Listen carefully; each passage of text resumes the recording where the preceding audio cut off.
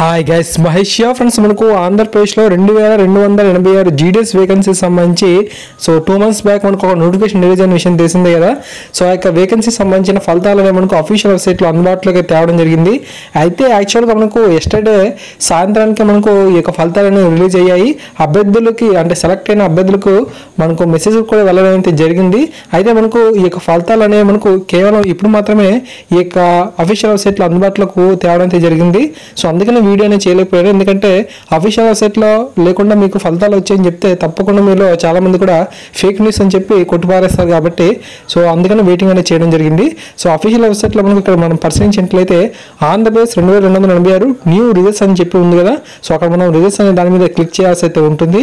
Select అయిన అభ్యర్థులకు already ఈమెయిల్స్లోనూ and అంతేకాకుండా మొబైల్లో కూడా ఆ యొక్క ఫలితాలు అనేవి మనకు రావడం అయితే జరిగిందనమాట. సో ఇక్కడ మనకు రిజల్ట్స్ అనే దగ్గర క్లిక్ చేసినట్లయితే ఒక పీడిఎఫ్ అనేది మనకు డౌన్లోడ్ అవడం జరుగుతుంది.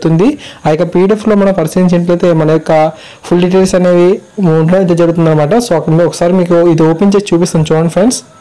ఇక్కడ జస్ట్ టచ్ చేస్తే చాలు వెంటనే మనకు ఒక పీడిఎఫ్ అనేది డౌన్లోడ్ అవ్వడం జరుగుతుంది. ఆ యొక్క పీడిఎఫ్ అనేది మనం ఓపెన్ చేసినట్లయితే ఈ విధంగా మనకు ఫలితాలు వస్తాయి. ఇక్కడ మనకు డివిజన్, మీకు వచ్చిన హెడ్ ఆఫీస్ ఏంటి, సబ్ ఆఫీస్ ఏంటి, బ్రాంచ్ ఆఫీస్ ఏంటి, మీకు వచ్చిన పోస్ట్ ఏంటి, మీ కేటగిరీ ఏంటి, రిజిస్ట్రేషన్ నెంబర్, అంతేకాకుండా మీ యొక్క నేమ్తో పాటుగా 10th క్లాస్లో మీకు వచ్చిన పర్సంటేజ్ కూడా ఇక్కడ ఉండడం చూపించడం జరుగుతుంది. సో సెలెక్ట్ అయిన అభ్యర్థులందరికీ కూడా మన ఛానల్ తరఫున సో కంగ్రాట్స్ చెప్పుకుంటున్నాను.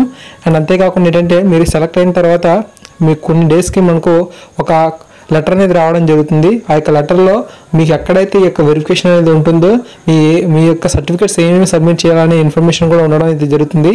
అక్కడ మీ యొక్క 10th క్లాస్ సంబంధించి మార్క్ లిస్ట్ అనేది ఇవ్వాల్సి అయితే ఉంటుంది. క్యాస్ట్ సర్టిఫికేట్ అనేది ఇవ్వాల్సి అయితే ఉంటుంది.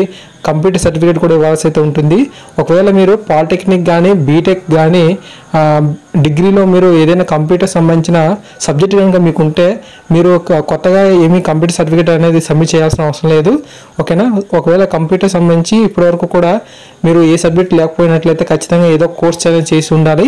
మినిమం 60 days సంబంధించిన కోర్స్ అనేది ఉండాలన్నమాట. ఒకవేళ మీరు బీటెక్ కానీ పాలిటెక్నిక్ కానీ డిగ్రీలో కానీ మీకు ఒక సబ్జెక్ట్ పరంగా ఉంటే కంప్యూటర్ అనేది సో మీరు కంప్యూటర్ సంబంధించి ఎటువంటి సర్టిఫికేట్ కూడా ఇవ్వాల్సిన అవసరం లేదు. ఆ యొక్క మీ యొక్క మార్క్స్ లిస్ట్ ఏదైతే ఉంటుందో అది ఇస్తే సరిపోతుంది అనమాట. ఆ యొక్క ఇన్ఫర్మేషన్ అయితే మీరు బాగా తెలుసుకోండి. అక్కడ మనకు వెరిఫై చేసిన తర్వాత మన యొక్క బోర్డుకి మన యొక్క 10th క్లాస్ సర్టిఫికేట్ వెళ్ళిపోతుంది. అంతేకాకుండా మన క్యాస్ట్ సర్టిఫికేట్ కూడా మన యొక్క అంటే ఎవరైతే మనకు ఇష్యూ చేశారో వారి దగ్గరికి వెళ్తుంది.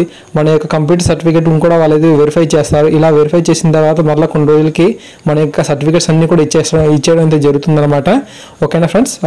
మరిన్ని డౌట్స్ ఉంటే ఖచ్చితంగా కింద కామెంట్ సెక్షన్లో తెలియజేయండి. తప్పకుండా మీకు అయితే రిప్లై అనేది ఇవ్వడం అయితే జరుగుతుంది. ఫ్రెండ్స్ ఇంకా పే స్కేల్కి పరిశీలించినట్లయితే మనకు నోటిఫికేషన్ రిలీజ్ అయినప్పుడు ఏదైతే పే స్కేల్ ఉందో అది మనకు 6 pay కమిషన్ సంబంధించింది. సో ఇప్పుడు మనకు 7th pay కమిషన్ అనేది యాక్టివ్ చేశారు కాబట్టి మనకు ఈ యొక్క జీడీఎస్ వారికి కూడా మంచి సాలరీస్ అనేవి ఉంటాయి. సో తక్కువ టైమింగ్స్ ఉంటాయి. సో తప్పకుండా ఇది మీకు బాగా యూజ్ అవుతుంది మీకు అన్ని కాంపిటేటివ్ ఎగ్జామ్స్ కూడా ప్రిపేర్ అవ్వడానికి. సో అందరికీ కూడా వన్స్ అగైన్ మళ్ళీ మీకు కంగ్రాట్స్ చెప్పుకుంటున్నాను. Thanks for watching this video. తప్పకుండా వీడియో మీకు నచ్చినట్లయితే లైక్ చేయండి, షేర్ చేయండి. అప్డేట్స్ కోసం సబ్స్క్రైబ్ చేసుకోండి. Thank you.